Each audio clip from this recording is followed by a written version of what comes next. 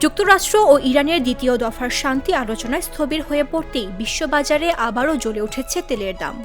সোমবার ব্রেন্ট ক্রুডের দাম বেড়ে ব্যারেল প্রতি $106.50 পৌঁছায়, যা প্রায় 1% বৃদ্ধি।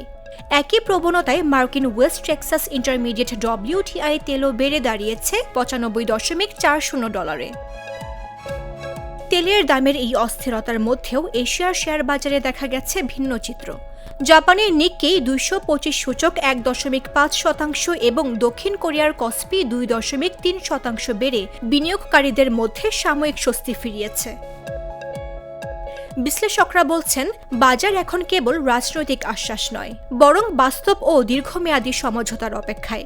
সিঙ্গাপুর ম্যানেজমেন্ট ইউনিভার্সিটির অর্থনীতিবিদ গো জিং রং সতর্ক করে বলেন, ভঙ্গুর যুদ্ধবিরতি নয়, প্রয়োজন স্থায়ী সমাধান। এরই মধ্যে যুক্তরাষ্ট্রের প্রেসিডেন্ট ডোনাল্ড ট্রাম্প পাকিস্তানে নির্ধারিত আলোচনায় অগ্রগতি না হওয়ায় নতুন করে চাপ সৃষ্টি করেছেন, যা বাজারে অনিশ্চয়তা বাড়িয়েছে।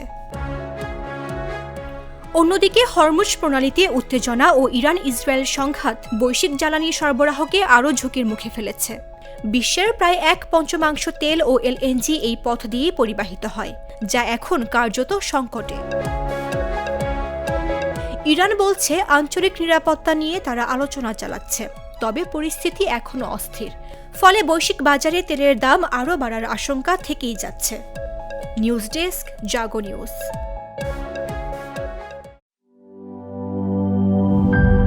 গ্লিটারের টুইন লেমন ও অ্যান্টিব্যাকটেরিয়াল ফর্মুলা বাসনকে চকচকে জীবাণুমুক্ত করে আমাদের দেয় গ্লিটার গ্যারান্টি।